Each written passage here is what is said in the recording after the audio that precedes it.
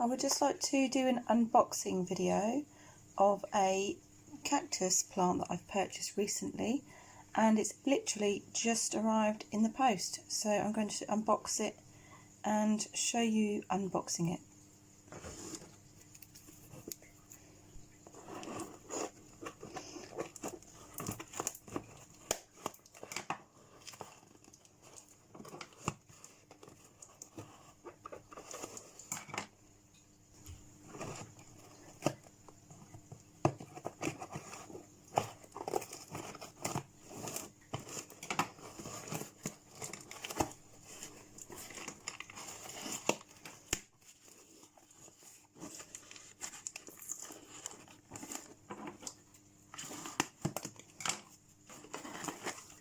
Okay.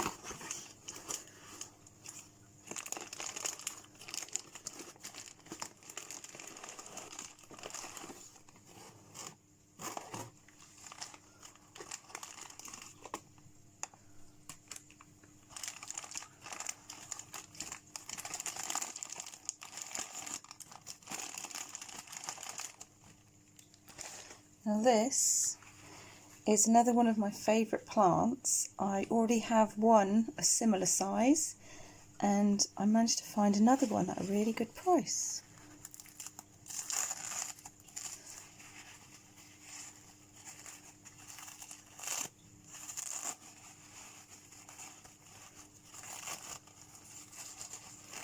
And I bought it off the same person, so it's always nice when you buy from the same seller.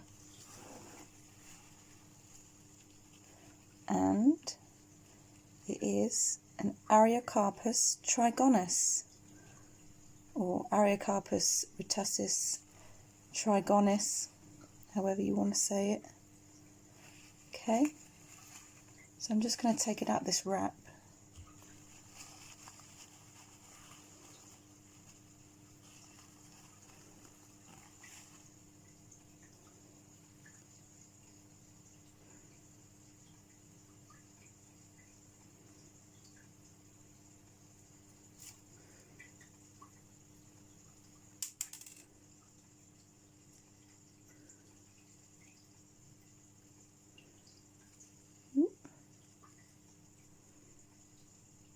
It's about the same size as my other one.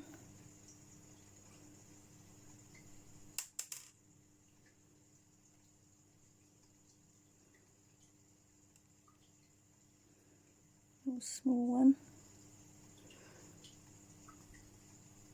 Probably about 3 centimetre diameter. Okay, I'll be potting that up later and I'll show you what it looks like. Okay, I've got my Ariocarpus trigonus, my new plant, and I've let it sit for a day, and I've given it 2 or 3 mists with this water spray just to get it slightly hydrated, and it's been in under my grow light. So I'm going to repot it now into a mineral based soil mix. I'm going to use a 5 centimetre pot because that's the smallest one I have at the moment, and it's such a tiny little plant.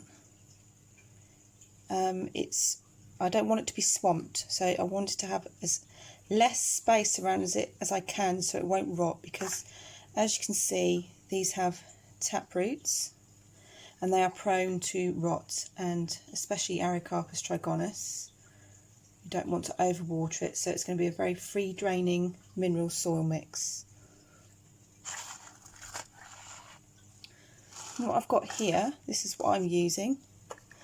So I've got my volcanic lava rock, half, and then I've got half of my gritty, sandy cocoa coir mix that I've done myself. It's got charcoal, bone meal, oyster shell grit, a little bit of perlite, some sand and some little stones. So I'm going to mix all this together. It's half and half basically.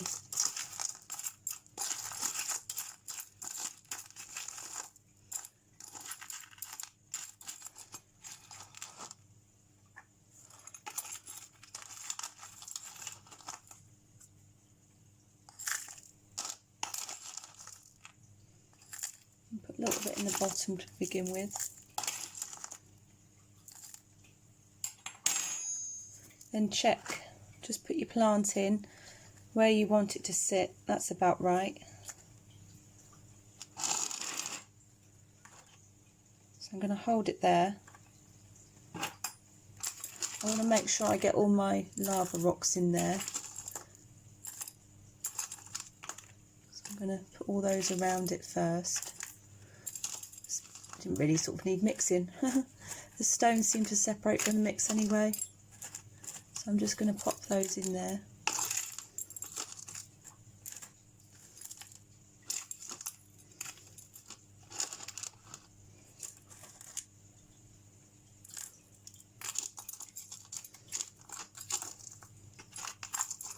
Let's get the rest of those stones.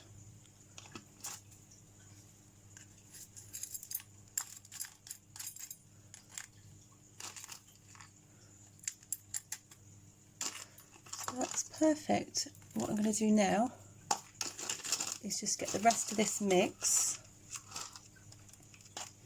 and just sprinkle it around like this.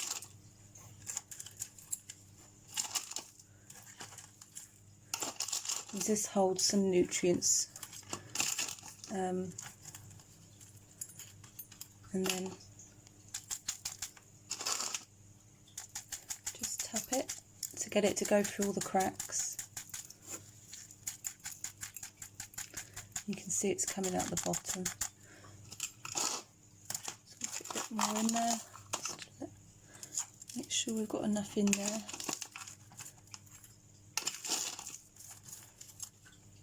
And this is what I've done with my other Ariocarpus trigonus plants.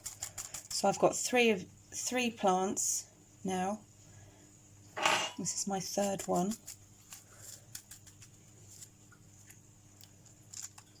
And I'll dust out those little bits of peat in that perlite that I've landed in there. I'll get rid of those in a minute. But that's that one. So I've just purchased that one. So it's in a 5cm pot. It's about 3cm diameter. So it's a very young plant, very slow growing. And you can see those brown parts of the leaves. That's completely normal in these plants. It's not dead. Okay, so while I'm here, I'm going to show you my other one. So this was my other one I've potted up. This one I got in July 2019, and I potted it up mid-July.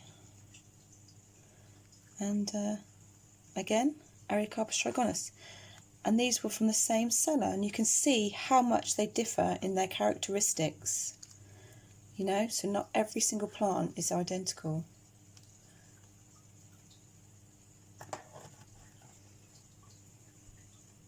And then I'm going to show you my oldest Ariocarpus trigonus. This one's quite big. And you can see the two flowers here that died back. And I purchased this plant in October 2018. So I've had this in my possession for nearly a year. And it's very slow growing. And it's barely done anything in the time I've had it. You don't give these very much water either. Especially if it's an overcast or a dull day, do not water them at all. If it's a nice, fresh, sunny, hot, clear day, then you can water them in the growing season, but sparingly, because they will rot. That's why you have to have a very free draining mix. So basically when you water it, the water literally just comes straight out the bottom. Do not let the water sit in the tray. I tend to sort of tilt them, and then I come back to them within half an hour, and if there is any water left that's not evaporated from the tray, then I pour it away and I stand it back down again. Because I really love these plants and I want to try and keep them alive. And this one here, I'm hoping that they might possibly produce some seed pods at some point, because they can push up pretty much any time. They're like a sort of a creamy white colour or something like that. But it's such a beautiful plant. You can see, twist it.